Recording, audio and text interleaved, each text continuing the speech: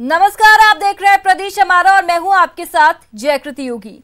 Corona को लेकर राज्य सरकार सतर्क है और इसीलिए तमाम एहतियातन कदम भी उठाए जा रहे हैं। सीएम गहलोत ने कोरोना की समीक्षा की है, वीडियो कॉन्फ्रेंसिंग के जरिए समीक्षा की गई। हेल्थ प्रोटोकॉल की सख्ती से पालना के निर्देश दिए गए हैं। कोरोना के ज्यादा केस वाले इलाकों पर खास फोकस रहेगा। कोरोना टेस्ट बढ़ाने के भी निर्देश दिए गए हैं। चिकित्सा मंत्री रघु शर्मा, कोर ग्रुप के अफसर इस बैठक में मौजूद रहे। तो बड़ा अपडेट आपको दे रहे हैं और देख सकते हैं आप राज्य सरकार कितनी सतर्क है कोरोना को लेकर। सीएम गहलोत ने कोरोना की समीक्षा की, वीसी के जरिए समीक्षा की गई। हेल्थ प्रोटोकॉल की सख्ती से पालना के इस दौरान निर्देश दिए गए। कोरोना के ज्यादा केस वाले इलाकों पर विशेष फोकस रहेगा। कोरोना टेस्ट बढ़ाने के भी निर्देश दिए गए हैं। चिकित्सा मंत्री रघु शर्मा, कोर ग्रुप के अफसर भी इस वीसी के साथ जुड़े रहे।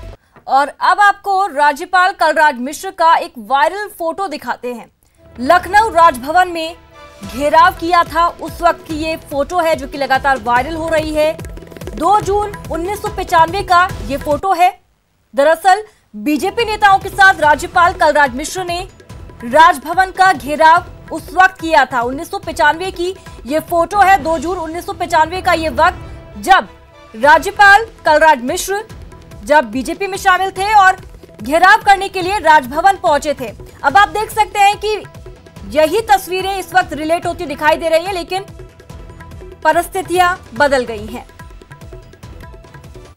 राजस्थान में विधानसभा सत्र को लेकर सियासी घमासान छिड़ा है। इसी को लेकर कांग्रेस नेता अजय माकन ने प्रेस कॉन्फ्रेंस कर राज्यपाल से सत्र बुलाने की मांग की है और 5 सवाल भी पूछे हैं।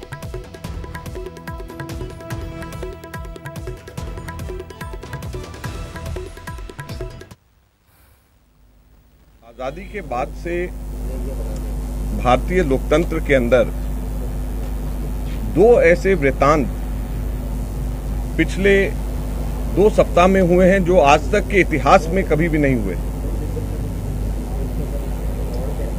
और इसी वजह से हम लोग ये कह रहे हैं कि एक प्रकार से लोकतंत्र का अपहरण हो गया है और प्रजातंत्र का एक तरीके से कत्ल हमारे देश के अंदर हो रहा है। और ये 2 वृतांत क्या हैं जो आज तक के इतिहास में कभी भी नहीं हुए, हम उसको दोहराना चाहते हैं। एक तो आज तक के लोकतांत्रिक इतिहास के अंदर कभी भी स्पीकर के, विधानसभा के अध्यक्ष के नोटिस को विधानसभा अध्यक्ष के द्वारा की गई किसी शुरुआत की गई किसी कार्रवाई को आज तक के लोकतांत्रिक इतिहास में कभी भी रोका नहीं गया। विधानसभा अध्यक्ष के निर्णय को जरूर कोर्ट उसको कॉन्स्टिट्यूशनली एग्जामिन करती है, लेकिन उसकी प्रक्रिया को, निर्णय देने से पहले की प्रक्रिया को कभी भी रोका नहीं गया। और इसके अंदर संवैधानिक, इसके अंदर पूरे प्रावधान हैं और साथ में सुप्रीम कोर्ट के जजमेंट्स हैं जिसके बारे में विस्तार से चर्चा पीछे करी गई है। लेकिन बड़ा स्पष्ट है, आप सब लोगों को, हम लोगों को समझ लेना चाहिए कि विधानसभा अध्यक्ष के निर्णय लेने की प्रक्रिया के अंदर आज तक के कभी भी रुकावट नहीं हुई है, जो आज पहली बार यहां पर राजस्थान में हुई। राज्यपाल से अपना हक मांगना हमारा अधिकार है, ये कहना है परिवहन मंत्री प्रताप सिंह खाचरियावास का। खाचरियावास ने कहा कि गवर्नर ना तो बीजेपी के कार्यकर्ता है, ना ही संविधान से ऊपर है। राज्यपाल कलराज जी मिश्र बीजेपी के कार्यकर्ता नहीं है, हमारे राजस्थान की सरकार के परिवार के मुखिया हैं और मुखिया के घर पर जाकर अपना दर्द बताना, कानून की रक्षा करने के लिए उनसे निवेदन करना, कानून में जो हमारे अधिकार है उनके बारे में उनको बताकर हमारे अधिकार प्राप्त करना, ये हमारा नैतिक और कानूनी अधिकार है। 100 से ज्यादा विधायक वहां जाकर कैबिनेट का प्रस्ताव जो हमने भेजा उसमें कह रहे हैं विधानसभा का सत्र बुला लो, ये तो हमारा कानूनी अधिकार है। गवर्नर साहब भी संविधान से बड़े नहीं हैं। राजभवन की, राज्यपाल की, प्रदेश राजस्थान के हर नागरिक की सुरक्षा और सेवा की जिम्मेदारी कांग्रेस की अशोक गहलोत सरकार की है। हम हमारी जिम्मेदारियों से पीछे नहीं हट रहे हैं। राजस्थान के चुने हुए 100 से ज्यादा एमएलए वहां गए, अशोक गहलोत जी के साथ, मुख्यमंत्री जी के साथ। वो आंदोलन करने नहीं गए थे, लड़ने नहीं गए थे। जो भी नारा लगाया उनके सम्मान में लगाया, लोकतंत्र के पक्ष में। वी वांट जस्टिस, ये नारा तो हम हमारे परिवार के मुखिया के सामने लगा ही सकते हैं। कौन? राजस्थान के 8 करोड़ आबादी के चुने हुए प्रतिनिधि वहां गए। इसको बीजेपी मुद्दा बना रही है, तो बीजेपी खुल के कह दे कि हम लोकतंत्र के विरोधी हैं। कांग्रेस के बागियों का सवाल है, वो कुछ भी बोले, लेकिन जब यदि वो कहते हैं हम कांग्रेस के ही हैं, तो कांग्रेस की मीटिंग में क्यों नहीं आते? कांग्रेस के मंच पर क्यों नहीं आते?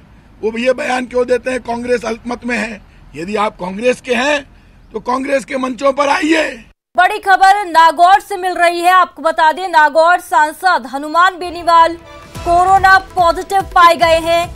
जीएलएन अस्पताल की लैब में जांच कराई गई थी, जहां पर वो पॉजिटिव निकले हैं। बेनीवाल की पत्नी की रिपोर्ट नेगेटिव आई है।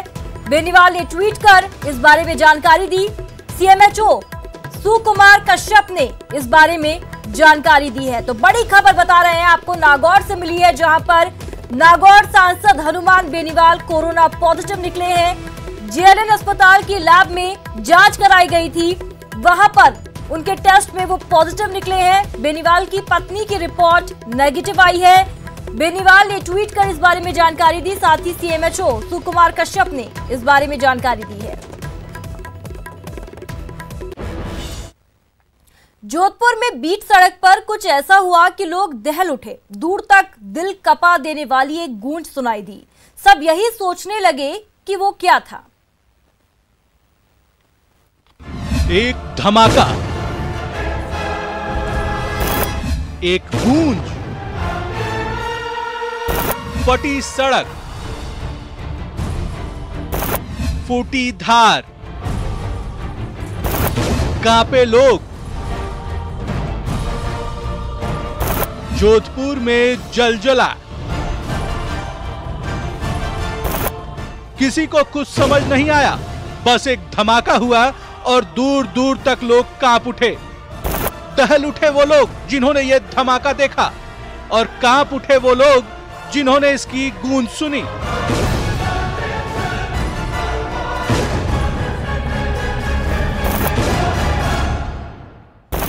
देखिए इस सीसीटीवी को। सड़क पर सब कुछ सामान्य था, लेकिन 5 सेकेंड में मानो जोधपुर में जलजला सा आ गया।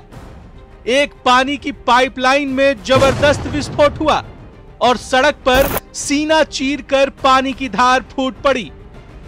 विस्फोट से बड़ा हादसा हो सकता था, लेकिन इस कार सवार की किस्मत अच्छी थी और मौत इससे चंद कदमों की दूरी से गुजर गई।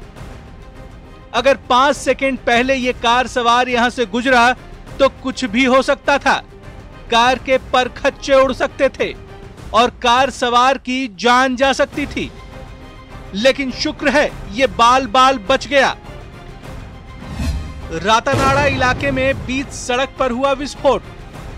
20 साल पुरानी पाइपलाइन फटने से हुआ धमाका, लेकिन इस विस्फोट के बाद जलदाय विभाग पर सवाल उठ रहे हैं। आखिर क्यों सालों पुरानी पाइपलाइन की सुध नहीं लेता जलदाय विभाग? क्यों समय पर पुरानी पाइपलाइनों को दुरुस्त करने की जहमत नहीं उठाता जलदाय विभाग? क्या बड़े हादसे के बाद ही जागेंगे जिम्मेदार? न्यूज 18 राजस्थान के लिए जोधपुर से ललित सिंह की रिपोर्ट। चलिए अब एक नजर डालते हैं राजस्थान में कोरोना ग्राफ पर।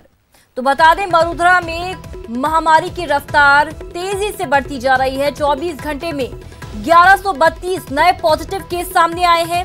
प्रदेश में संक्रमितों का आंकड़ा 36,430 तक जा पहुंचा है। प्रदेश में कोरोना से अब तक 624 लोगों की मौत हुई है। 36,430 में से 25,954 की रिपोर्ट नेगेटिव आ चुकी है। इलाज के बाद 24,852 लोगों को डिस्चार्ज किया जा चुका है। प्रदेश में अब कुल 9,852 एक्टिव केस हैं। 24 घंटे में 648 केस रिकवर हुए हैं। 648 लोगों को डिस्चार्ज किया जा चुका है। प्रदेश में अब तक 14 लाख से ज्यादा सैंपलिंग की जा चुकी है। और अब आपको ग्राफिक्स के जरिए बता रहे हैं प्रदेश में क्या कुछ हालात हैं। कुल केस 36,430, एक्टिव केस 9,852, 24,852 वो लोग जो ठीक होकर अपने घरों पर लौट चुके हैं। साथ ही राजस्थान में 624 लोगों की कोरोना संक्रमण के चलते अब तक मौत हुई। साथ ही मैप के जरिए जिलेवार क्या कुछ हालात हैं वो आपको दिखा रहे हैं। ताजा अपडेट्स मैप के जरिए आपको यहां पर दिखा रहे हैं। कोरोना काल में हर आदमी अपनी हैसियत के मुताबिक जरूरतमंदों की मदद में जुटा है, पर डूंगरपुर जिले में कई राशन डीलर गरीबों के निवाले पर डाका डाल रहे हैं। जी हां, खाद्य आपूर्ति विभाग की जांच में ये चौंकाने वाला खुलासा हुआ है। राशन कार्ड में बड़ा गड़बड़ झाला, कई सफेद पोशों का उजागर हुआ घोटाला, डकार गए गरीबों का निवाला।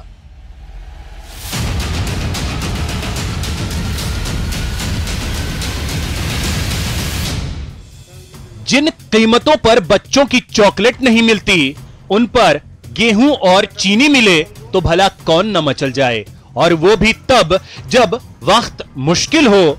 जी हां, राशन कार्ड में फर्जीवाड़े की खबरें नई नहीं हैं, लेकिन कोरोना काल में फर्जी राशन उठाने की शिकायतें कुछ ज्यादा आने लगी, जिसके बाद राज्य सरकार ने जिला रसद अधिकारी को खाद्य सुरक्षा सूची से अपात्र लोगों के नाम हटाने के निर्देश दिए, जिस पर अमल करते हुए डूंगरपुर के रसद अधिकारी ने गरीबों के निवाले पर डाका डालने वालों के खिलाफ मुहिम तेज कर दी है।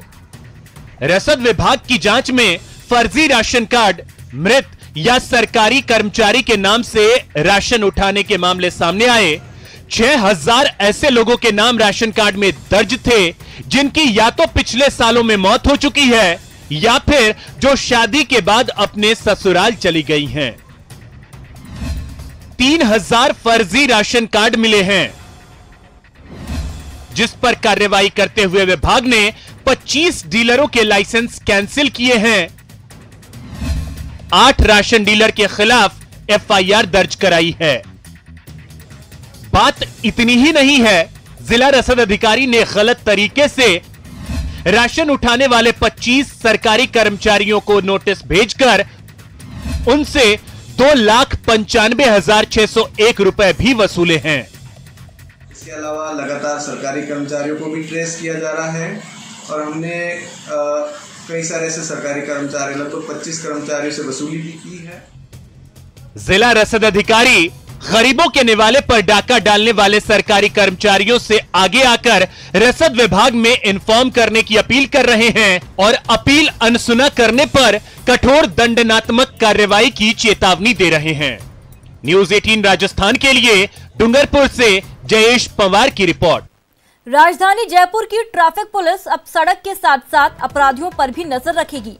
डीसीपी ट्रैफिक आदर्श सिद्धू ने पुलिसकर्मियों को इसके लिए आदेश दे दिए हैं। मीडिया से बात करते हुए डीसीपी ने कहा कि सड़क पर ट्रैफिक पुलिसकर्मी काम करते हैं। वाहन चोर, चेन स्नैचर, जेब कतरे समेत अपराधी सड़कों पर निकलते हैं। अगर उन्हें पहली स्टेज पर ही पकड़ लिया जाए तो जयपुर पुलिस के लिए बेहतर होगा।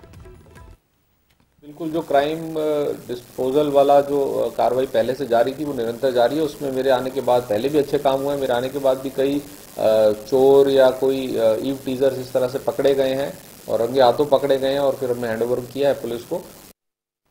दौसा के महेश्वरा गांव में आज शराब की दुकान के विरोध में ग्रामीणों ने प्रदर्शन किया। मामले की सूचना पाकर मौके पर पहुंची पुलिस और प्रदर्शनकारियों के बीच धक्का मुक्की हो गई। हालांकि ग्रामीण ठेका हटाए जाने की समझाइश के बाद मान भी गए।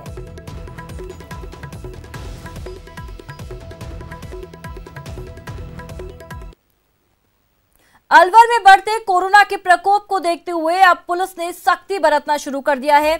जिला प्रशासन और पुलिस की ओर से होम क्वारंटीन में रह रहे कोरोना मरीजों की अब पूरी निगरानी की जाएगी और होम क्वारंटीन किए गए कोरोना पॉजिटिव मरीज घर से बाहर निकले तो उनके खिलाफ पुलिस मुकदमा दर्ज करेगी। प्रशासन की ओर से इसके लिए रैपिड एक्शन कमेटी बनाई गई है, जो होम क्वारंटीन में रह रहे मरीजों के घर जाकर उनका औचक निरीक्षण भी करेगी। करते पाए जाते हैं तो उनके खिलाफ जो प्रोविज़न बनाए हुए हैं, जैसे पहली बार तो उनको चेतावनी जारी की जाएगी, दूसरी बार अगर वो करते हैं तो फिर उनको इंस्टीट्यूशनल क्वारंटाइन के लिए करवाया जाएगा और तीसरी बार अगर करते हैं तो फिर उनके खिलाफ एफआईआर की जाएगी। कोटा में पुलिसकर्मियों में कोरोना आने के बाद अब कैदियों को भी कोरोना हो रहा है। जी हां, कोटा जेल में 23 कैदी की रिपोर्ट कोरोना पॉजिटिव पाई गई है। इसके साथ ही कोटा सेंट्रल जेल में अब तक 38 कैदी कोरोना पॉजिटिव आ चुके हैं। जेल प्रशासन तमाम इंतजामों में जुट गया है। अगर बात करें कोटा में टोटल कोरोना केस की, तो जिले में अब तक 1300 से ज्यादा कोरोना मरीज सामने आ चुके हैं। और इसी बीच एक बड़ी खबर मिल रही है। आपको बता दें, गहलोत खेमे की मुश्किलें बढ़ती हुई दिखाई दे रही हैं। सियासी संग्राम में एक नया पेच आ फंसा है। बीएसपी ने व्हिप जारी कर दिया है। पार्टी के सभी 6 विधायकों को निर्देश दिया गया है, अगर अविश्वास प्रस्ताव आता है तो कांग्रेस के खिलाफ वोट दें। पार्टी का कांग्रेस में विलय नहीं हुआ है। अवहेलना करने पर दल बदल कानून के तहत कार्रवाई की जा सकती है। बसपा के टिकट पर चुनाव जीतकर आए हैं ये सभी विधायक। बसपा विधायक अब कांग्रेस में विलय का दावा कर रहे हैं। सभी विधायकों को नोटिस भी जारी कर दिए गए हैं। पार्टी मामले को लेकर हाईकोर्ट भी जाएगी। तो बड़ा अपडेट यहां पर आपको दे रहे हैं। हमारे साथ हमारे सहयोगी जुड़ चुके हैं फोन लाइन पर, दिनेश शर्मा। दिनेश, आपसे जानना चाहेंगे, लगता है गहलोत खेमे की मुश्किलें कम होने का नाम नहीं ले रही और एक नया पेच आ फंसा है। बिल्कुल जयाकृति, देखिए प्रदेश की सियासत किस तरीके से पल पल बदल रही है ये देखने को मिल रहा है। और गहलोत खेमे की जो है मुश्किलें वो बढ़ती हुई नजर आ रही है, क्योंकि जिस तरीके से लगातार एक तो वो पायलट खेमे के बगावत का सामना कर रहे हैं और अब दूसरी तरफ बसपा ने जो है इसमें नया दांव खेल दिया है। व्हिप जारी किया गया है। पार्टी के जो राष्ट्रीय महासचिव है सतीश चंद्र मिश्रा, उनकी तरफ से पार्टी की जानकारी दी गई है और सभी 6 विधायक जो जीत कर आए हैं बसपा के, उनको साफ तौर पर हिदायत दी गई है कि वो अगर नो कॉन्फिडेंस मोशन यानी अविश्वास प्रस्ताव आता है कांग्रेस सरकार के खिलाफ, तो वो उसमें कांग्रेस के खिलाफ अपना वोट दे, अन्यथा उनके खिलाफ जो है दल बदल कानून के तहत कार्रवाई की जाएगी। जो दल बदल कानून है उसका जो पेरा है 21A, उसके तहत ये नोटिस जारी किए गए हैं। राज्यसभा चुनाव में भी बसपा ने इस तरह का ऐतराज जताया था, हालांकि उस समय जो है वो निर्वाचन आयोग ने दखल देने से इनकार कर दिया था और स्पीकर के फैसले को भी सही बताया था। तो उस समय जो है बसपा के जो विधायक हैं उन्होंने कांग्रेस बिल्कुल इसी के साथ मुश्किलें बढ़ती हुई दिखाई दे रही है गहलोत खेमे की। दिनेश, तमाम जानकारी के लिए शुक्रिया। आगे क्या कुछ अपडेट्स रहेंगे लगातार लेते रहेंगे। हालांकि पल पल सियासी घटनाक्रम राजस्थान में बदलते हुए दिखाई दे रहे हैं। जिन बाजारों में बहनें भाइयों के लिए बड़े उत्साह से राखी खरीदने निकलती थी, वहां आज सन्नाटा पसरा है। कोरोना के डर ने उन्हें घर के अंदर रहने के लिए मजबूर कर दिया है, जिससे अजमेर के दुकानदार खासे मायूस दिखाई दे रहे हैं। त्योहार के लिए सजे बाजार, बेसब्री से हो रहा ग्राहकों का इंतजार। ग्राहकी पर पड़ी कोरोना की मार, ग्राहकों से बाजार कब होंगे गुलजार। सूनी न रह जाए भाइयों की कलाई, इस बार ये कैसी राखी आई।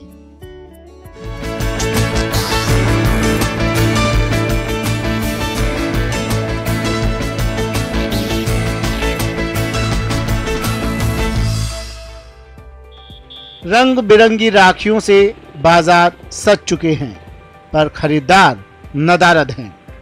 जी हां, कोरोना काल में कैसे बहन सजाए अपने भाई की कलाई। वायरस ने बाजार पर ब्रेक है लगाई।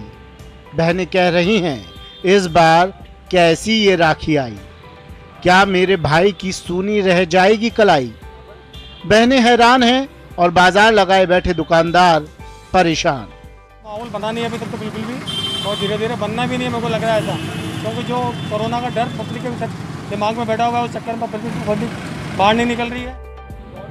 चीन के खिलाफ देशवासियों के आक्रोश को देखते हुए दुकानदारों ने सस्ती चीनी राखियों की जगह देश में बनी महंगी राखियां खरीदी, पर अब उन्हें अपनी पूंजी डूबने का भी डर सता रहा है।